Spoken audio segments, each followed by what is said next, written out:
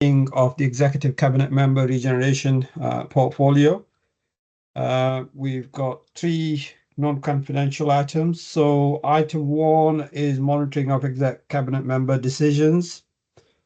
Any questions, queries? Yeah, Councillor Wilkinson. Thank you, Actor. It's just in relation to West Bolton Town Hall. I'm just a little bit concerned where we're up to with it. And obviously, have we fixed the holes in the roof? Because when I did ask a meeting or so back, did ask had we'd fix the holes in the roof. Nobody came back to say we have or we haven't. And I understand that the place is now riddled with mould. I am concerned about where we are with this building because it's been sat there now for some time. And the fact it's now got mould throughout it fills me with a little bit more concern, because where you get mould, you get other things as well. Yeah, and, absolutely. You know, obviously there's the issue around the council chamber and the plastering, but I will raise this. I raised it several times in the past, and there is a World War II memorial board inside the town hall, and I was given an assurance some time ago that it would be protected. I would like confirmation that that World War II memorial board is protected, because I have to make it clear, if it's damaged in any shape or form, war betide people. I'll be simple as that. Yeah, thanks. Paul? Yeah, thank you, Chair. I'll certainly raise it again with our property colleagues and get a full update for Councillor Wilkinson. Thank you. Councillor Warren?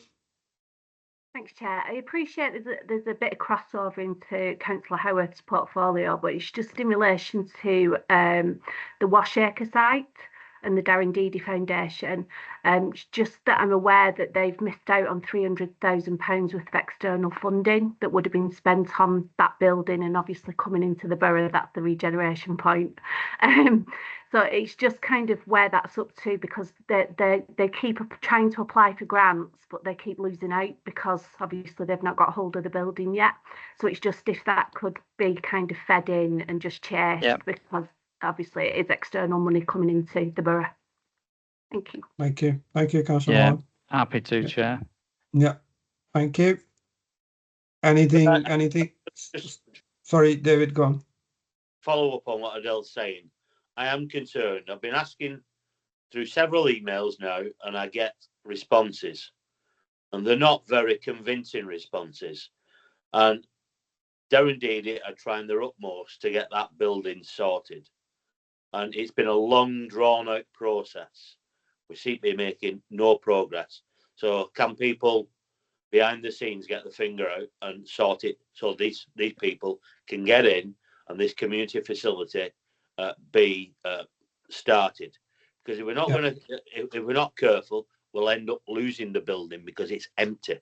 Yeah. So, Paul, is that with corporate property? Yeah, because it'll be a community asset transfer. Yeah. Okay. Yeah. So I'll certainly do the emails, copy Councillor Howarth in to try and get some updates on both those matters, and I'll copy yourself in just so that they're aware of the importance of getting a full briefing on it. Yeah, if you could copy myself, Councillor Wilkinson, and Councillor Warren as well. Thank you. Mm-hmm. That's very helpful. Any other questions, queries? No? I can't see any hands. So can we move to item 2, which is the Directorate of Plays Finance Report 2023-2024 final outturn? Janet? Thank you. Yeah, thank you, Councillor Zaman. So this is the final outturn position for the Directorate of Place. At the end of the financial year, the Directorate overspent by £803,000. For this portfolio, the overspend is £561,000. And the main area of overspend is around planning. This won't be a surprise to members because I've highlighted it throughout the year. and we're still following that trajectory. So there are no general reserves held by the Directorate. The key financial findings can be found on page 3. The service-specific findings can be found in Appendix A. The Executive Cabinet member is asked to note the report and approve the recommendations in section 11. I'm happy to take any questions. Any questions? Yeah, I'll bring you, David, and Councillor Warren. Thanks, Chair. It's just regarding the planning, and I know that there's quite a lot of issues with searches and them taking a long time, and obviously then being paid for them. So I just wondered if that's all resolved now and that's moving properly and money's coming into the planning system, if you like, as it should be. Yeah. Mr. Dyson? Yeah, thank you, Chair. Yeah, just by way of reassurance to Councillor Warren, the challenges that we had last year in relation to backlog searches and such like, those matters have now been addressed. So we are back into normal business practice, Councillor Warren, in terms of response time. So I think through some collective support from colleagues across the wider team, we were able to respond to the backlog. So as I say, we are back in a business as usual space now in terms of property searches, etc. So much better position than we were say 12 months ago. So yeah. Thank you. Thank you. Councillor Wilkinson? Yeah, it was just to follow up on that and something else. I do hope we've got this backlog cleared and we're on top of it, because we were getting people, affecting them able to get a property. Yeah. In this current situation where people are desperate to get their housing accommodation sorted out, it wasn't much of an excuse, unfortunately.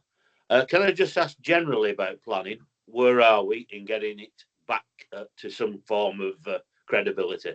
Because let's be quite honest, planning for a while had lost credibility about able to deal with plan applications on time, and also have to be really blunt about it, we might as well credibility with members and also the general public in dealing with planning applications and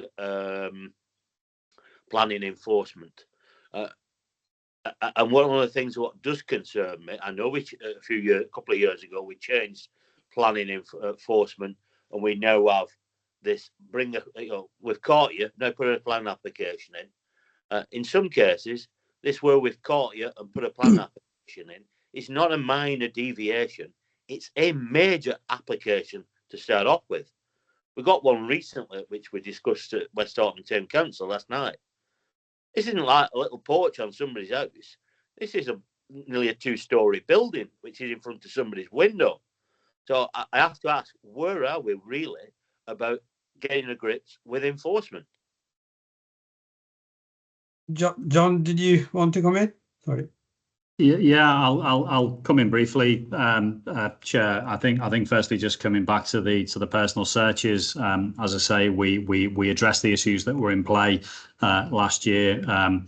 We don't have backlogs in the system any longer, or we certainly didn't at the last point of reporting, which was only a matter of weeks ago. So I'm comfortable that we are in a much improved space. I think in terms of the planning service, Councillor Wilkinson, I think I'm right in saying that you weren't part. I'm pretty sure you're not part of, or you weren't part of the Place Scrutiny Committee last year, last municipal year. We have been reporting through the chair, Councillor Warren, updates on planning performance. And again, I think we've seen an incredibly positive trajectory in terms of tackling some of the backlog issues that were in place, both from an enforcement capacity, but in terms of development management. What I would be happy to do, Councillor Wilkinson, is just share the presentation and the report, which provides the headlines in terms of service improvements with you following this meeting. I think it's in the public domain, so more than happy to do that, and that might give you perhaps a sharper summary than maybe using the time on this meeting. But on a broader level, there is a wider corporate transformation project in play. There are intentions to bring forward organisational restructure proposals, but they will of course move through the necessary consultation process with trade union colleagues and the staff concerned. But we are certainly in a much stronger position. There will always remain challenges in terms of some of the issues that we need to work through, and dare I say the officer relationship with the planning committee. But again, I think you were in the room last night. We had a good session last night, I think, with colleagues in terms of obviously preparing for the new planning committee cycle. So my feeling as director is that we are in a much stronger place than we have been, but work remains in progress as well. But if I perhaps offline share with you the last report of the scrutiny committee. Scrutiny committee will meet, I think, towards the end of this month, Councillor Warren, to set the programme for the next year, and it might be that the planning remains a feature of that particular work programme, if not on a kind of a 2-monthly cycle, certainly as a key item on the agenda moving forward. So let me share the details with you offline if that's okay, and we can pick up any queries you may have. Thank you very much. Thanks, John. Any other questions or queries? No, I cannot see any hands, so I'll move to item 3 on the agenda. Directorate of Play Strategic Budget Report. Janet, are you doing that? Yeah. Yeah, I am, Councillor Zaman.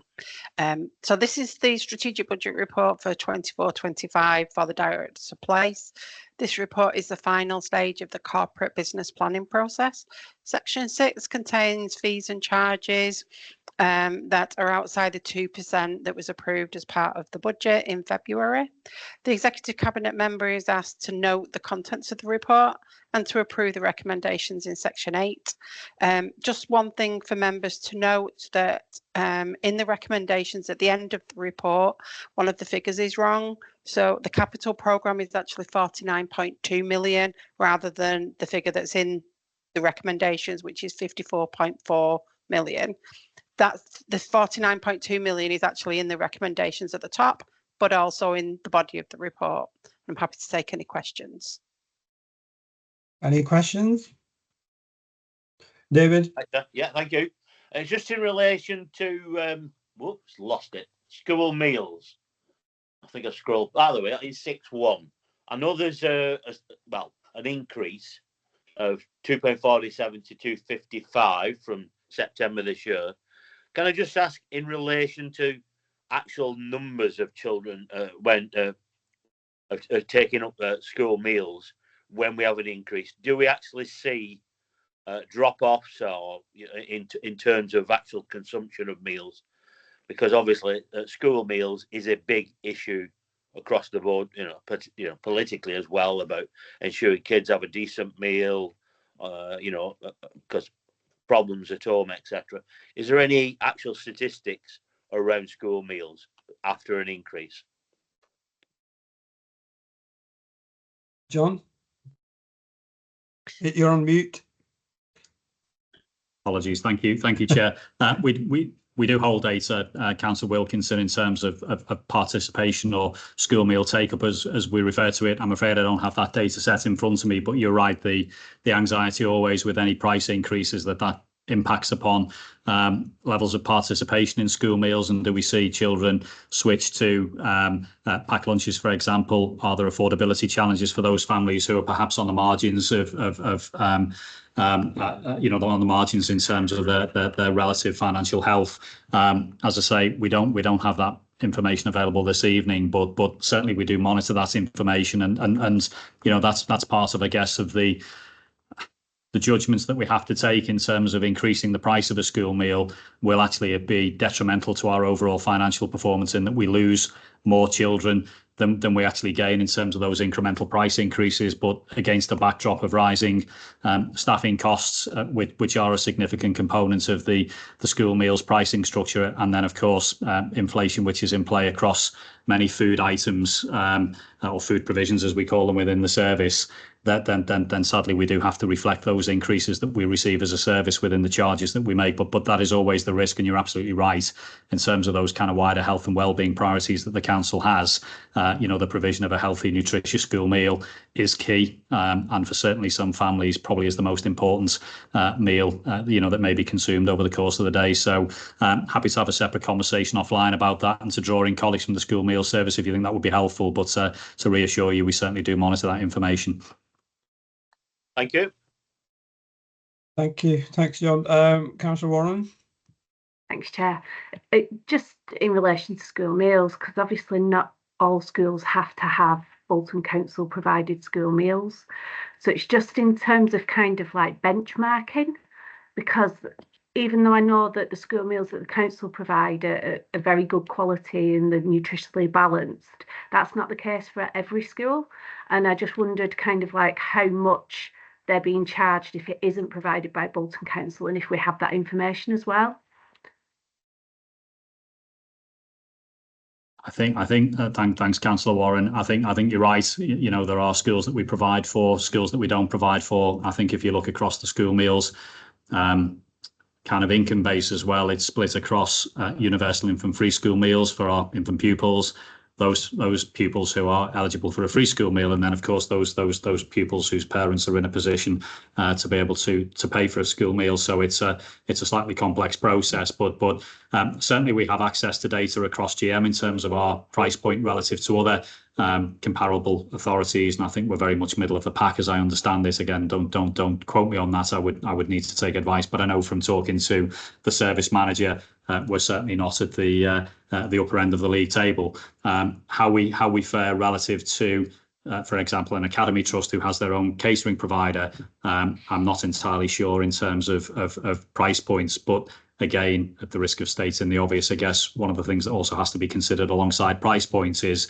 the scope of the offer, and again, and the range of food that's provided as part of that package. But I can certainly pose that question to colleagues in the service, just in terms of our relative price points alongside other schools where we don't provide, as you say, the service directly. Councillor Warren, you want to come back? Yeah, just as a parent with a child at a secondary school, it's a lot more expensive than that, and the quality of food is nowhere near as good as what the council school meals are. But I do think it's quite an important point that not all schools have meals provided from the council's team, and not all are as good quality as well. So, but thank you. Thank you for the feedback, Councillor Warren. And I'm going to say I think the endorsements of the quality of the council's provision at this moment in time. But I think, as you say, it's a fluid environment. I think school meals provision, and I think, to be fair, schools, as they look to reduce costs, will often look at services such as school meals, building cleaning, and to see if there are more competitive providers. But certainly in your experience, it seems that the cost of that service are actually more expensive than maybe the council offer, if I've interpreted correctly. Yeah, thank you. Okay, thank you. I do not see any more hands, so I approve the report and move into the confidential part.